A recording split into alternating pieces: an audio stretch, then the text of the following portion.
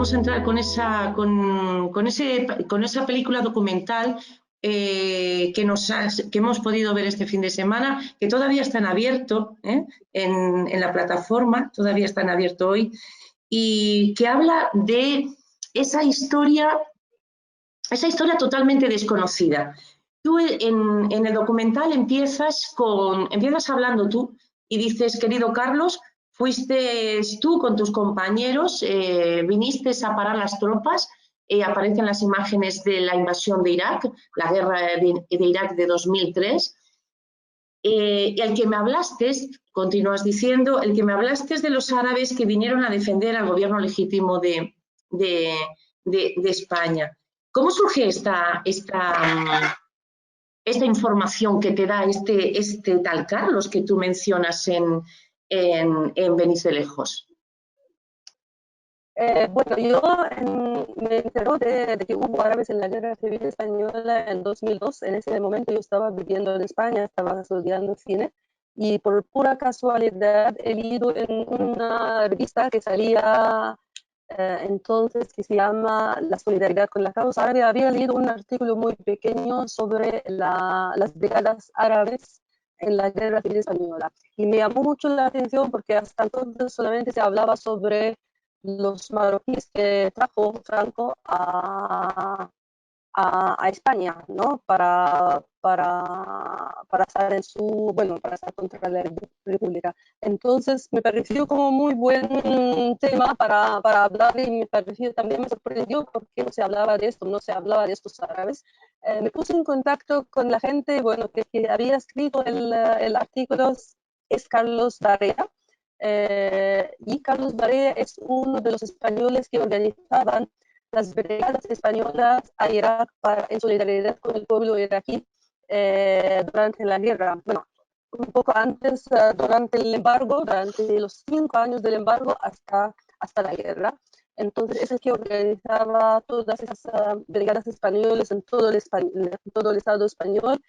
Y bueno, mi encuentro con Carlos, bueno, o esa información que me dejó Carlos, que fue como esa mutua solidaridad, que ahora ya estaban en solidaridad con el pueblo iraquí. Y te digo que esto fue en 2002, justo cuando la guerra, cuando todo el cambio que había pasado y todo esto. Entonces me pareció cómo podía empezar el documental con esto. Pero claro, la información que tenían ellos en ese momento era muy limitada a unos números de los árabes que habían ido, porque muchos de ellos vinieron con pasaportes falsos y vinieron sobre todo de Francia, porque el norte de África, la mayor parte del norte de África estaba colonizado por Francia o por España, o por los ingleses. Entonces, los datos no estaban, bueno, no había muchos datos, pero sí que se sabía que había árabes. Entonces, yo empecé en ese momento mi investigación no solamente sobre los árabes que vinieron, pero también sobre la Guerra Civil Española, porque yo no sabía muy poco sobre la guerra. Y empezaba a buscar datos, información, por qué vinieron, hacer como el contexto histórico para entender por qué esos árabes vinieron en ese momento para España y por qué veían que la lucha en España podía ayudar o podía ser muy significativa para la descolonización de sus países, ¿no? O de nuestros países, quiero decir. Entonces, eso me llevó como 4 años, pero porque también quería buscar una historia personal, no quería hacer como un documental o reportaje típico de lo que vemos. Entonces quería contarlo a través de una historia personal. Justo en 2007, he leído un libro un libro que incluye una parte de la memoria de Jacques Sartre en la Guerra Civil Española. Y justo cuando estaba en la Fundación Euroárabe, recibí el libro de su hija. Supe que su hija estaba viviendo en Grecia. Le mandé un mensaje y ella me mandó todo todo el libro de su memoria. Y cuando lo he leído, pues para mí fue una sorpresa grande, porque es casi un documento escrito sobre esa época por un árabe. Y decidí viajar para grabar con la hija que vive, es gente que vive en Grecia, en Atenas. Eso fue en 2008 y también la Fundación Euroárabe me ayudó para hacer este viaje, para ir a Grecia. Y justo cuando ahí pues, me entró de toda la historia personal de esta familia y de alguna forma en ese momento el documental fue más allá, no solamente sobre la guerra civil española, pero sobre todas esas guerras que estamos viviendo, pero a través de una familia palestina que vivió y que pagó mucho precio de esas guerras que estamos viviendo hasta este momento. Y bueno, ese es el resumen de la historia.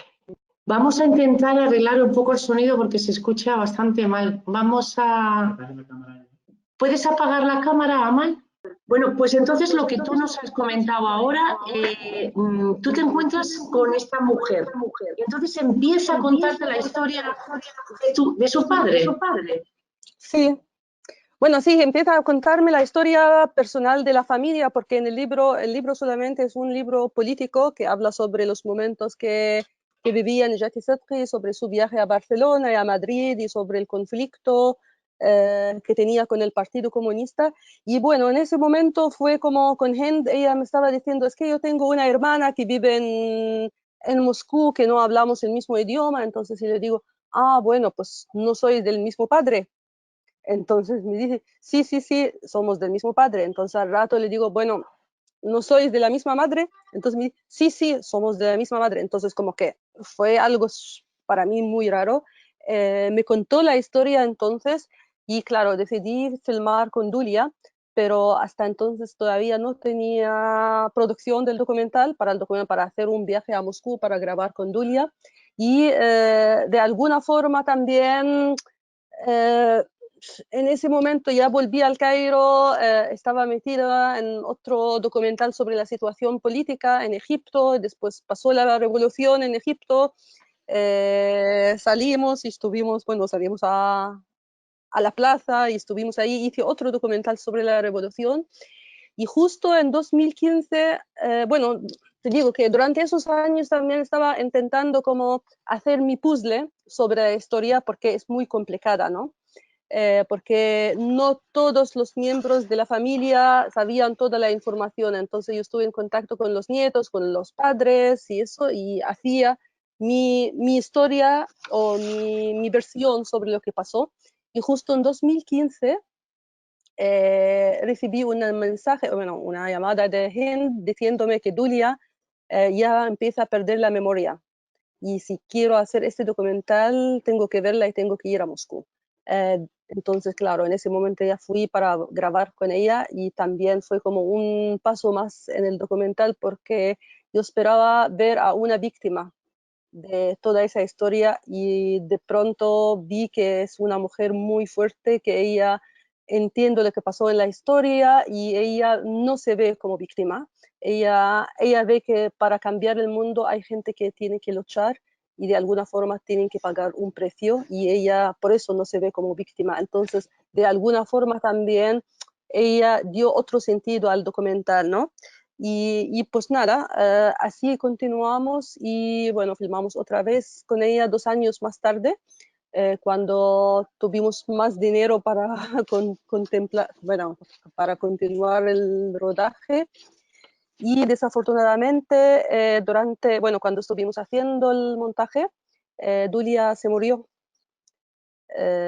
Entonces, Dulia, la hermana rusa, que es la única de la familia que no ha visto este documental. Y fue muy triste, pero bueno, por lo menos su historia está ahí para mucha gente. Realmente es increíble, Amal, el llevar tanto tiempo, estar trabajando durante tanto tiempo en este documental, un documental que, por cierto, es reconocido, ganador del premio al mejor largometraje documental otorgado por la Federación Africana, del premio de la Federación Internacional de Críticos de Cine, ganador del premio Tanin Darger a la mejor película documental. ¿Por qué crees que no se ha sabido nunca nada de esa gente que luchó, de estas personas, de esta gente que venía de países árabes y lucharon a favor de la Segunda República? Pues te digo, por una razón, porque casi todos vinieron con pasaportes falsos, con nombres falsos. Por ejemplo, Nejati Sedghi no se llamaba Nejati Sedghi durante la guerra. Por ejemplo, yo siempre leía otros nombres y después ya como intentaba buscar los nombres verdaderos. Entonces, como venían con otros nombres, no estaba esto, como no estaba documentado, no había documentación de los que vinieron. Entre los pasaportes falsos y los nombres falsos, entonces, claro, se perdió esto, pero yo creo que la razón más importante es lo que pasó, porque la dictadura es la que ganó la guerra, ¿no? Entonces hubo en España, no solamente para los árabes, hubo en España bueno, durante muchos años, eran años como, no sé, como te digo, ya sabéis cómo fueron, que era una opresión muy, muy grande para todos los que participaron en la guerra civil. Hay mucha gente que habían participado, no, no podían ni siquiera contarlo a sus nietos ni a sus hijos por el miedo a Franco. Entonces yo creo que también eso fue otra de las causas por la que no se supo mucho sobre los árabes, porque, bueno, la memoria histórica, para reservar la memoria histórica, hace falta continuidad y hace falta, ¿cómo se llama? Como una investigación profunda y eso no existía hasta, vamos a decir, digamos, hasta 2003, cuando la ley de la memoria histórica, ¿no? Entonces, yo creo que durante muchos años, ni siquiera, ni para los árabes, ni para los españoles, ni para nadie, se podía hablar abiertamente de lo que pasó realmente. Yo creo que hasta este momento incluso todavía no sabemos mucho, porque en mi opinión, incluso con la ley de la memoria histórica, no se destinó como mucha subvención para, para más investigación. Yo creo que se puede hacer más investigación, se puede trabajar más sobre este tema y de alguna forma la cosa se queda ahí como venga, como no hace falta hablar mucho sobre este tema. Ya hay una ley, pero tampoco hubo mucha investigación sobre esto, ¿sabes? Pero a raíz de que sale el documental y de que, bueno, pues salen entrevistas, te premia, a raíz de que sacas Venís de lejos, ¿no han habido más investigaciones que personas que hayan, investigadores, investigadoras que hayan querido ahondar en esa temática que realmente llama la atención? Pues Porque te digo había una hasta cosa, barberos. sí, Tú me comentaste que había hasta un barbero, creo que era egipcio o palestino, ¿no? sí, Que sí, cerró la persiana de la había, barbería, dijo me voy para España, ¿no? sí, bueno, vamos a ver, para la investigación sobre los árabes, bueno, este documental se acabó hace poco tiempo, hace menos que 2 años, entonces espero que esto ayude a más investigadores que sigan haciendo esto, pero yo estaba hablando en general sobre el tema de la Guerra Civil Española, la investigación en general sobre la Guerra Civil Española. Por ejemplo, yo a raíz de este documental supe que había muchos chinos en la Guerra Civil Española con la República. Entonces, no hay ninguna investigación sobre la participación de los chinos en la Guerra Civil Española. Entonces, no solamente tampoco estoy hablando de números y nombres. ¿Por qué vinieron los chinos? ¿Por qué vinieron los árabes? ¿Cuál fue el contexto histórico? Es que siempre quedamos con los números y nombres, pero no sabemos lo que pasó realmente, cómo fue este momento histórico, que fueron incluso los errores de la República para llegar a esto. Entonces, la investigación no solamente recoger información, es analizar la historia y es lo que todavía hace falta. De todo lo que dejaste en el tintero, porque claro, tú cogiste una parte de esa historia a través de esa familia dispersa en distintos países, de todo lo que se quedó en el tintero, de todo lo que viste, investigaste y escuchaste, leíste, ¿qué es lo que más te ha llamado la atención de esta historia? Eh, de esta historia, bueno, hay muchas cosas que yo no pude contar porque, bueno, el documental al final es de 80 minutos, ¿no? Claro. Pero yo creo que también lo que más me dio mucha pena es la falta de nuestra memoria histórica. Venga, vamos a hablar, bueno, te doy el ejemplo de, por ejemplo, el edificio del Macintosh en Barcelona. ¿Cuánta gente pasa todos los días enfrente de este edificio y no saben la historia del edificio, que allí estuvieron los resistentes de todo el mundo, que hubo otros sueños, que pasó? Ahora para nosotros es un edificio del Macintosh, ¿no? Entonces, esa falta de la memoria histórica, al final piensas que siempre las cosas no sé cómo explicarte, Lola, pero de alguna forma no tenemos esa conexión con el pasado y por lo tanto no podemos analizar verdaderamente o de alguna forma crítica lo que nos está pasando ahora. Por ejemplo, intenté yo a través del documental ver la relación entre la guerra en Irak, la invasión de Irak y lo que pasó en la Guerra Civil Española. Esa continuación del fascismo no es una cosa de ahora, es algo que viene desde los años 30. Entonces, yo creo que lo que me dejó así un poco, no sé cómo te digo, como que sentí que es lo que de verdad hace falta, es volver a ver nuestra historia de otra forma, volver a ver también esa relación entre los pueblos, porque de alguna forma cada pueblo ve su lucha o ve su problema en separación o de alguna forma separada de otros pueblos. A mí no me interesa lo que está pasando ahora, no sé, en Estados Unidos. Bueno, podemos hablar sobre el tema de lo que está pasando allí, bueno, el racismo, pero no vemos que en nuestra casa aquí también hay racismo. ¿Y cuál es la relación entre el racismo en nuestra casa y lo que está pasando en Estados Unidos? No están separados. No solamente cuando decimos racismo ya están conectados. No, no, no, hay causas y tenemos que también que crear nuestra alternativa formación, porque lo que está existiendo ahora es la formación, es lo que nos quieren, es lo que los estados, estos capitalistas quieren que escuchemos o quieren que sepamos. Entonces, nosotros tenemos que crear nuestra alternativa a nivel de formación, a nivel de investigación, y es lo que todavía no hay. Y, Entonces, el, yo creo que... y, y precisamente para eso el séptimo arte, el cine, ¿no? El cine puede ser una herramienta muy interesante, ¿no? Porque es el audiovisual el que ahora mismo está imperando a la hora de el acceso mayor, no solamente los jóvenes, los niños, las personas mayores, todos nosotros acudimos a eso. Es importante hacer buen cine, pero ¿se está haciendo buen cine, Pero Amal? la cuestión no es el buen cine, Lola. El buen cine no está muy recibido, no está como realizado de la misma forma como otras películas. Por ejemplo, todo el mundo ahora tiene Netflix en su casa o tiene cualquiera de estas plataformas. A ver, ¿qué tipo de cine se proyecta ahí? Ni siquiera ves los clásicos del cine, los clásicos, digo, del cine bueno, de verdad.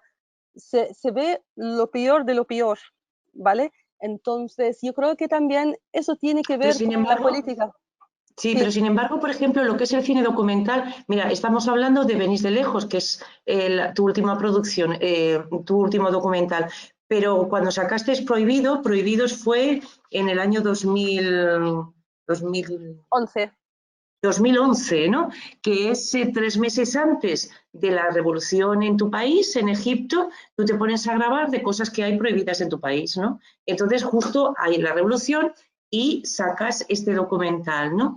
Esos documentales, ese documental también ha sido muy premiado, también deja ahí una huella que es imborrable y que es necesaria precisamente a través del cine se puede conseguir precisamente que no se borre, ¿no? Que no se borre esa historia No se borre, Lola, pero es que te digo que y que no llegue a nos la falta, gente, no, no, y que no llegue a la nos, gente. no, te digo una cosa, no nos falta buenas historias, no nos falta buenos directores y directoras. Hay muchos que están intentando hacer cosas, pero lo que estoy diciendo es que al final cuando haces buen cine o buena película, no siempre llega al público. Este es el problema. Estoy hablando de la distribución, de qué tipo de cine al final vemos. Bueno, sí, que has visto, venís desde lejos de alguna forma, sí, bueno, si no conoces, si yo vivo en España y no conozco la Fundación Euroárabe, no tengo acceso, ¿no? A este tipo Mm, de películas. Entonces, la distribución es algo muy importante y no sí, siempre las buenas películas son las que llegan. Las buenas películas a nivel artístico, pero también a nivel de contenido, porque claro. este tipo de películas de contenido que te hace pensar, te hace, no solamente te da una cosa así lista o una información que estás en tu sofá, no necesitas pensar mucho, no, son películas que provocan el pensamiento, provocan otro tipo de relación con el mundo. Eso es lo que no se ve, pero se hace. Eso sí, sí se hace, pero no se ve, ese es el problema. Pero ¿se puede decir que hay ahora más circuitos o no? Más circuitos donde se puedan Eh, promocionar este tipo de producciones. Pues te digo una cosa, Lola, por la coronavirus, yo creo que hubo una cosa muy positiva. Yo creo que, bueno, durante estos 3 meses se abrieron muchas películas que no había Sí. acceso a esas películas. Directores, productores han decidido abrirlo porque ya no hay festivales. En los festivales mucha gente tiene que pagar mucho dinero para ver las películas o tienen que viajar a unos países que, bueno, no todo el mundo tiene, bueno, posibilidad de viajar. Entonces, como ya no hay este tipo de festivales durante 3 o 4 meses, ya se abrieron las películas y hay muchas cosas que queríamos ver y ahora ya están disponibles. Entonces yo creo que quizás con esta crisis se puede dar una idea o podemos iniciar otra alternativa que es online, no sé, como otras maneras para defender también nuestro cine que estamos haciendo, ¿no? Para que no se quede al final en un cajón y no se ve, aunque pongas mucho trabajo, mucho esfuerzo, pero al final no se ve. Entonces me imagino que se van abriendo caminos para ver el buen cine, que, bueno, como lo llamas el buen cine, porque también es algo muy relativo, ¿eh? Sí, bueno, pero bueno, un mínimo de calidad tiene que tener, ¿no? En la historia, en la producción, ¿no? Bueno, Sí. claro, todo depende de cómo se mire, ¿no? Pero cuando hablamos de buen cine, pues que tenga un mínimo, ¿no? Eh, Amal, hemos hablado cuando te hemos presentado el tema de que te inicias con la caravana inicias la caravana de cine árabe e iberoamericano de mujeres entre cineastas.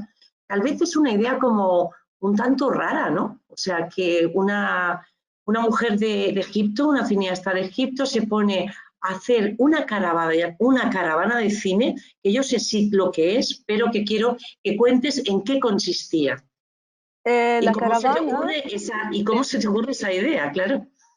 sí, bueno, la idea se me ocurrió en un festival en Cuba, en el que estaba proyectado mi documental Solo Sueños, es mi primer documental. Y Ujú. en ese festival es un festival muy bueno y no sé qué, pero mi documental era el único documental árabe. Pero yo creo que, bueno, en ese momento no es el mejor documental, pero ¿por qué es el único que está proyectado ahí? Y claro, la cosa, bueno, más clara que estaba subtitulado al español, el único Ujú. documental subtitulado al español. Entonces, vi que el tema del subtítulo nos separa mucho, o el tema del idioma nos separa mucho de América Latina, y que en América Latina tenemos muchas cosas en común a nivel político, a nivel social, y creo que siempre hace falta ponernos, bueno, estar conectados a ese nivel. Pero claro, tenemos siempre que pasar por Europa para, para conocernos y tenemos que siempre subtitular nuestras películas al inglés o al francés normalmente. Entonces, desde ahí me vino la idea, ¿por qué no intento hacer un tipo de conexión entre el mundo árabe y América Latina a través del cine realizado por mujeres? Quiero decir, a través los ojos de las mujeres o el punto de vista de las mujeres o la perspectiva de las mujeres. Y desde ahí pues empezó la caravana y la idea de la caravana era como proyectar las películas de América Latina y del mundo árabe en el Cairo, y luego hacemos una gira con esas películas a lo largo del año en otras ciudades del mundo árabe de América Latina. Y bueno, yo creo que en 10 años casi viajamos casi a todos el mundo árabe, a muchos países de América Latina. También fuimos a España y hemos hecho muchas proyecciones ahí. Y en 2013, justo como La caravana tenía mucho éxito en Egipto. La caravana se convirtió en el Festival Internacional de Cine de Mujeres, lo cual podíamos proyectar no solamente películas de América Latina, pero películas de todo el mundo realizadas por mujeres. Y fue como una cosa de gran éxito porque nuestro festival era el único festival gratis, que la entrada es gratis para todo el mundo, y el único festival que tenía subtítulo al árabe, algo que puede parecer muy raro, pero siempre en Egipto, en los festivales, las películas se proyectan con subtítulo al inglés, entonces no todo el mundo puede verla, solamente los élites, ¿no? Claro. Entonces, nuestro festival fue como una revolución a nivel de los festivales, que es un festival gratis y con subtítulos al árabe, lo que le hizo muy, muy popular en el Cairo y creció justo hasta el 2008, cuando el gobierno sacó nueva ley para hacer mucha, como, ¿cómo se dice? Para poner mucha restricción sobre este tipo de festivales y actividades, porque ahora hace falta tener el permiso de 8 ministerios para hacer ¿8? 8 ministerios. Sí, sí, sí, bueno, todos los ministerios que puedes imaginar, ¿eh? 8 ministerios. Y tener el permiso y tener alrededor de algo como 25.000 euros en tu cuenta bancaria, que no es el dinero destinado para la actividad, es solamente tenerlo ahí. Lo que quiere decir que quieren solamente festivales del Estado o si, o si fueran privados, tienen que ser de los ricos, bueno, porque tenemos algunos festivales privados, pero los gran capitalistas que lo hacen, ¿sabes? Como en sus compounds y bueno, pues eso, que entonces por esa razón ha sido casi imposible continuar como festival, pero la caravana sigue continuando, bueno, sigue funcionando. Este año ya tenemos proyecciones en Túnez y en el Líbano y en Bilbao. Ya durante bueno, el mes pasado hemos hecho proyecciones online que fueron muy buenos y bueno, seguimos trabajando y te digo, yo creo que también por esta crisis del coronavirus ya tenemos una idea de volver al Cairo, pero online, virtualmente, que podemos proyectar películas, aunque haya censura, aunque haya mucha restricción, pero es que no pueden hacer tanta, bueno, podemos proyectar las películas como queramos y bueno, que ahora tenemos esta idea, abrir las películas y bueno, pues no hace falta hacerlo en una sala y tener el permiso, pero hacerlo online. Para quien no sepa lo que es la caravana, sería bueno explicar, Amal, cómo se hace. Es decir, tú llegas, reúnes a un grupo de mujeres, mujeres que no se dedican al cine y que lo que hacen es grabar historias de su vida cotidiana, ¿no es así? No, la caravana, hay dos partes en la caravana, es la proyección de las películas que son películas de profesionales, de mujeres profesionales del cine, ¿no? Entonces seleccionamos esas películas, bueno, abrimos una convocatoria abierta, bueno, hacemos una convocatoria abierta y recibimos las películas, vemos las películas, hacemos la selección y bueno, esa selección es la que viaja alrededor, bueno, a lo largo del año. Otra parte de la caravana es el vídeo del minuto, el taller del El vídeo vídeo del del minuto. minuto.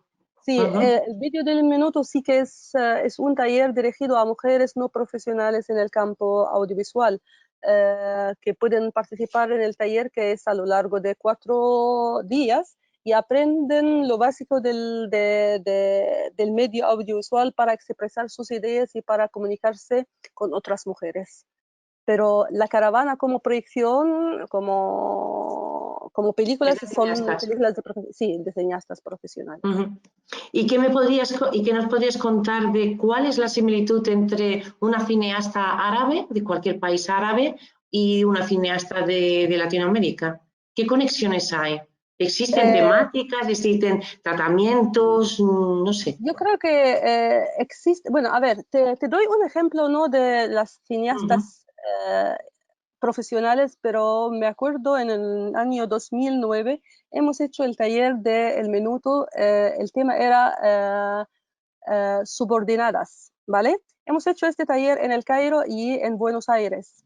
Y te digo, había cortos casi iguales, pero bueno, las chicas en el Cairo estaban intentando hacer, bueno, pensar en el tema, por ejemplo, quitar el velo y como una manera de subordinarse, ¿no? Contra la sociedad que ella elige, que el cuerpo sea como es, que no hace falta taparse, no sé qué. En Ujú. Buenos Aires hicieron algo parecido, pero al revés, que como siempre la mujer tiene que estar maquillada, vestida de alguna forma, no sé qué, entonces su manera de subordinarse era llevar una manga larga, por ejemplo, y no enseñar el cuerpo de esa forma. Entonces, de alguna forma sí son cosas contrarias, pero también reflejan eh, que la mujer quiere ser como es, ¿no? Que el cuerpo no sea una cosa como no, que no sea un producto para vender, ni siquiera para taparse o para enseñarse, ¿no? Entonces yo creo que, bueno, y también la relación, por ejemplo, con el espejo, hubo casi dos cortos iguales que, que se hicieron en Egipto, en Buenos Aires, y las chicas no habían visto, cada una no había visto los cortos de los otros. Entonces yo creo que sí que hay algo que nos une, pero tenemos que trabajarlo, tenemos que vernos el tema de, bueno, los conflictos obreros, el tema de ahora no me viene en español porque es un poco difícil, pero bueno, hay el tema de los recursos, ¿no? El atacar a los recursos o cómo usar los recursos naturales en cada país por los El medio grandes ambiente. medio ambiente. Lo- Entonces, Ujú. sí, sí, entonces hay muchas cosas que, bueno, la situación incluso de la mujer, sus derechos, la situación de la mujer en el cine y cuántas mujeres están, qué posibilidad de cada mujer, de cada cineasta a llegar a hacer su película. Entonces yo creo que también son cosas que tenemos que compartir. Yo creo que a lo largo de los 10 años de la caravana hemos conseguido encontrarnos en muchos casos, intercambiar experiencias y se hicieron incluso algunas cosas como proyectos comunes entre una chica, por ejemplo, de Chile, una directora de Chile con una directora de Sudán.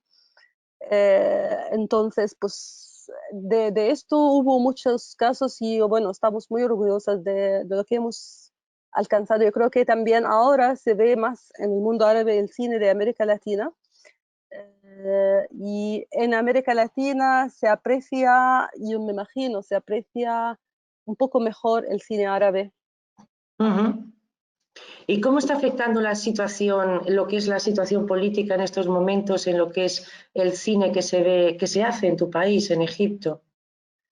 Pues ahora, bueno, no ahora no, pero siempre tenemos mucha censura, porque tú, por ejemplo, para filmar cualquier cosa tienes que mandar el guión a la censura, tienes que mandarlo a la policía incluso para filmar en la calle, y después de terminar la película tienes que mandarla otra vez a la censura. Entonces, claro, esto limitó mucho de la producción del cine, pero y también limitó mucho no solamente de la cantidad, pero también de la calidad y de qué tipo de temas que podemos hablar. Pero creo que también desde la revolución hubo algo muy, como vamos a decirlo, vamos a llamarlo revolucionario.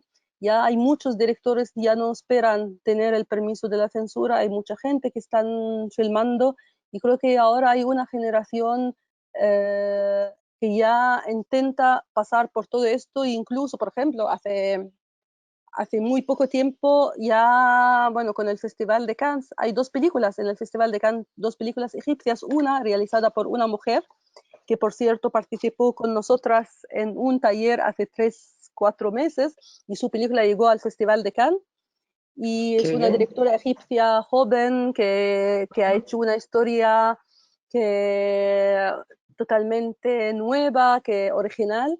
Y bueno, y otro joven que nunca hemos escuchado su nombre, entonces resulta que también estaba haciendo su documental o su cortometraje de alguna manera clandestina, pero llegó al Festival de Cannes. Entonces, yo creo que sí que hay una generación que ahora está no solamente intentando hacer lo que quiera, pero también de alguna forma encontrando su lenguaje original para, para llegar a más público y para expresar lo que quiere, ¿no? En este momento quería comentar a todas las personas que nos están siguiendo que a través del chat pueden escribir las preguntas. Si quieren hacerle alguna pregunta a Amal Ramsés, se la trasladamos, ¿vale? Bueno, y seguimos con lo que estabas contando de lo que está pasando en tu país, ese nuevo lenguaje de la gente que está haciendo ahora cine. ¿Existe una diferencia del cine de mujeres, Amal? Pues no bueno, te doy un ejemplo de una Desde tu película punto de española. vista. Sí, sí, sí, te voy a dar un ejemplo de una película española, pues española. Se llama Resistencia, de una directora de cine, se llama Lucinda Torres, ¿vale? Lucinda hizo un documental hace algunos años sobre el conflicto que hubo en Asturias de los obreros de Sí. las minas, ¿no? Ujú. Ella es hija de un minero bueno, que estaban en la mina y fue, bueno, pasó por todo esto, por toda esa crisis. Y claro, es un documental sobre un conflicto de hombres, ¿no? De obreros. Y la directora siguió todo el conflicto a lo largo de 10 años hasta que los obreros consiguieron abrir otra vez la mina y volver a trabajar y todo esto. Yo creo que aquí sí podemos dar un ejemplo de cuál es la diferencia entre una mujer que hace este documental y si es un hombre, porque en el documental ves claramente el papel de las mujeres, las hijas y la familia en la resistencia de los obreros, porque ellos no podían resistir solos si no fueron, ¿cómo se dice? Respaldados, se dice esa Sí, palabra, ¿sí? respaldados. ¿Sí? Por Apoyados, sus sí. mujeres, apoyados por sus mujeres, porque las mujeres de las minas en Asturias hicieron una cantidad de campañas políticas y social, y bueno, se movieron muchísimo en apoyo a los obreros de las minas. Entonces, ya se convirtió en un, ¿cómo se llama? En un conflicto de mucha gente, tuvieron la solidaridad de muchísima gente, yo creo que por el apoyo de esas mujeres, ¿no? Entonces yo creo que esa perspectiva no podía ser posible si un hombre es el que hubiera hecho el documental, porque es un enfoque bastante, ¿cómo se llama? Bastante femenino, femenino se dice, o feminista, no sé Es, de cuál es la lo, palabra. es meterte lo cotidiano, ¿no? En ese, lo que hay detrás Sí, del pero visillo, ¿no? también, De las sí, pero dentro puertas. de sí, pero no solamente cotidiano, pero dentro de un conflicto de hombres ves el papel de la mujer, ¿no? En esa Sí, resistencia. en la lucha. En la lucha. Entonces, yo creo que también gracias a esa directora podíamos apreciar el papel de las mujeres en el conflicto de las minas en Asturias. Y por eso te digo que aquí sí que hay una diferencia entre la perspectiva de una directora mujer y un director mujer, si incluso hablamos sobre el mismo conflicto. Lara te da las gracias, Amal, por tu trabajo. La película me ha encantado, dice Lara. Gracias de verdad. Y Nacho dice, buenas tardes, ¿cómo podemos ver el resto de tu obra cinematográfica? La película que hemos podido ver este fin de me ha gustado, es muy interesante. Por ejemplo, dando contestación a lo que nos pregunta Nacho, el tema de Prohibidos, el documental que tú grabas meses antes de que empiezas a grabar, sin saber que va a estallar la revolución en tu país, también fue algo muy impactante, ¿no? Cuando tú lo sacas, ¿no? Eso está en abierto, por Sí, ejemplo. sí, sí, sí, sí, los Prohibidos dos, bueno, están abiertos. Prohibido está abierto. La estela de la mariposa, que es el documental siguiente, también está en abierto, porque yo soy como la productora de mis obras. Para mí lo más importante es que la gente lo vean y están abiertos. Sí, sí, se pueden ver en Vimeo o en YouTube. Pues entonces a Nacho y a todos los que nos están siguiendo que lo sepáis, vale la pena, es muy interesante saberlo. Yo tenía sobre Prohibidos porque yo la verdad es que me impactó bastante cuando la vi también aquí en la Fundación Euroárabe que trajimos tu película y viniste, tuvimos la suerte de contar también contigo y me acuerdo que devino un gran debate en la sala porque hicimos el foro, un foro con tu película y hubo bastante debate, porque realmente en Occidente no sabemos qué está pasando somos todos unos desconocidos, somos todas unas desconocidas, ¿no? No sabemos qué pasa. Y Prohibido realmente lo que te daba era, bueno, te contaba la realidad de las personas, de los hombres y las mujeres que viven allí y en qué circunstancias y cómo se niegan a vivir con esas imposiciones, ¿no? Las luchas diarias que hay. Sí, yo creo que también no solamente sobre el mundo árabe tenemos mucha ignorancia. Ahora, bueno, con todo lo que está pasando en Estados Unidos, con las manifestaciones, ¿qué es lo que estamos sabiendo? Bueno, ¿qué es lo que sabemos de la situación de los negros ahí en Estados Unidos? Claro, Muy poco, claro. y muy poco sobre incluso su lucha, y no nos llega absolutamente nada. ¿Cuánto sabemos de, por ejemplo, la lucha de los estudiantes en Brasil desde el 2013? Muy poco. Entonces yo creo que no solamente sobre el mundo árabe que tenemos, bueno, poca información, pero como te decía antes, el tipo de información que nos llega, el tipo no sé, como de imágenes que nos llega, siempre es como intentan eliminar lo que nos pueda, bueno, a ver, vamos a abrir, por ejemplo, ahora el país, ¿no? Uh-huh. Y si abrimos el país, que es bueno, es un periódico grande, no sé cuánta información habla sobre el tema de los Estados Unidos. Ahora ya casi desapareció. O si lees una noticia, eso significa que la lucha terminó, o si lees alguna información sobre, bueno, cuántas personas, en qué tipo de provincias, no sé qué, pero nunca sabes cuándo empezó esto, qué pasó, qué lucha han tenido, es que no es una cosa, siempre las cosas para nosotros es como una cosa que surgió de repente, como las revoluciones en el mundo árabe, como si fueran una cosa entre un día y otro, empezó la revolución y como no tiene algo que vino detrás. Entonces yo creo que en este caso sí que Prohibido dio el contexto en el que vivíamos en Egipto para que una revolución empezara.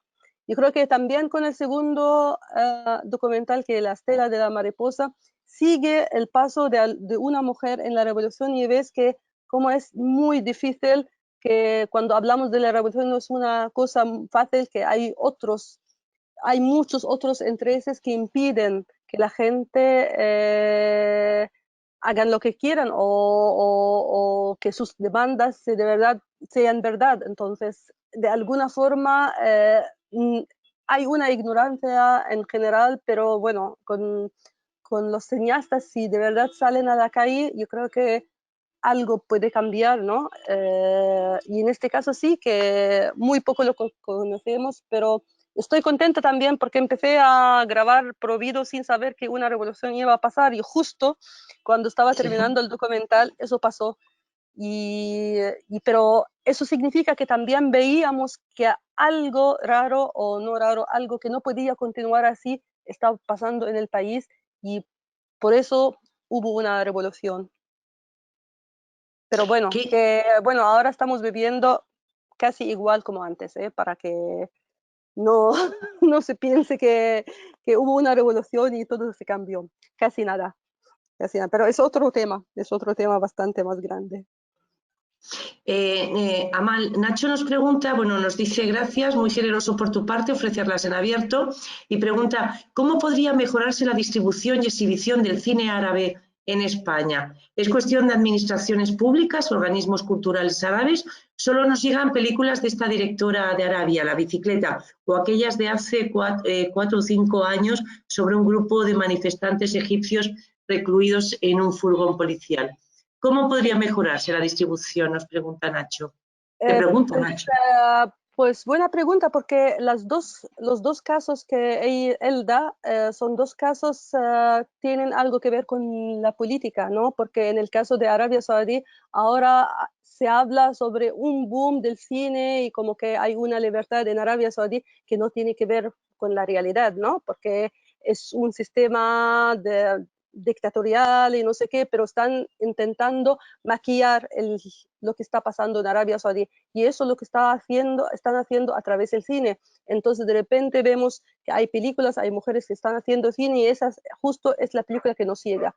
En cambio, que hay muchas mujeres que están haciendo cine en Túnez, en Argelia, en Egipto, en el Líbano. En el Líbano hay un boom desde hace 15 años de películas, de documentales que casi nos llega. Nos llega del Líbano las películas de, ¿cómo se llama la directora más famosa? La que hizo Caramel, ahora no, bueno, ahora no me acuerdo, pero es súper famosa. Pero sus películas son películas comerciales. Digo que, y este es el tipo que, no, que llega a España. Entonces, para mejorar esto, yo creo que hace falta una revolución también a nivel de distribución. Yo creo que no sea, la distribución no tiene que ser muy vinculada a la política. Y ese es el problema hasta ahora, porque qué tipo de películas, qué tipo de imagen hace falta llegar a Europa, eso cuenta mucho a la hora de proyectar las películas.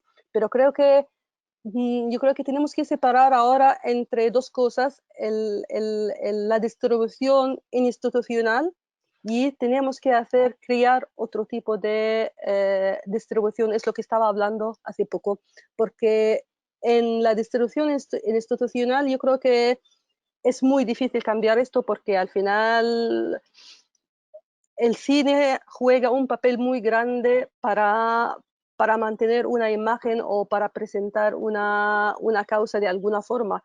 Pero en la alternativa distribución yo creo que ya podemos crear, bueno, foros, redes entre nosotros y esto yo creo que también empieza a existir. Por ejemplo, en el Líbano tienen una plataforma que se llama Nuestras Películas, que empezó hace muy poco tiempo y que están proyectando todas las películas que no llegan a las salas de cine y pagas muy poco dinero para verlas, que es un apoyo a los directores y directoras, pero al final sí que puedes llegar a verla y bueno, es como una red que se está creciendo en el mundo árabe y que está abierta para todo el mundo y poco a poco yo creo que van a crecer más iniciativas de este tipo, que yo creo que la solución es crear la alternativa, no intentar cambiar eh, lo que existe, porque eso tiene que ver con muchos intereses que nosotros no tenemos nada que ver.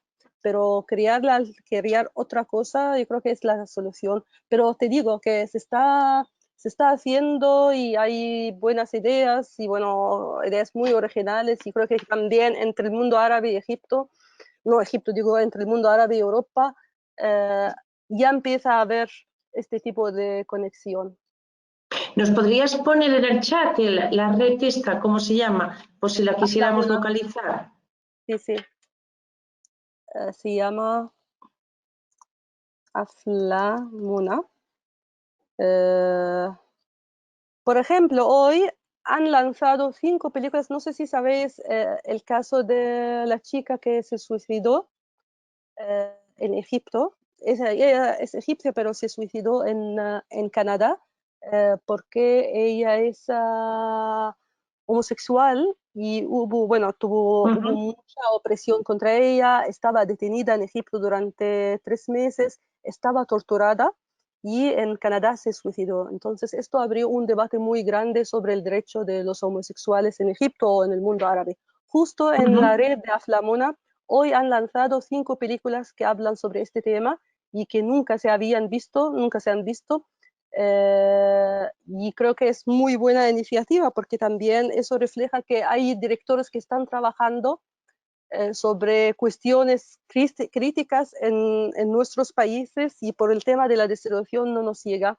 Entonces han lanzado esas películas y se pueden ver en su plataforma. La chica que si queréis llegar también a saber un poco más sobre su caso, se llama Sara Higazi. Este es su nombre, no sé cómo es dónde escribe. Sara. En el- Se ujú. escribió mucho, yo creo que también incluso hoy salió un artículo en español sobre ella. Ujú. Sí, pero bueno, Ujú. Amal, nos quedan 2 minutos y antes de irnos,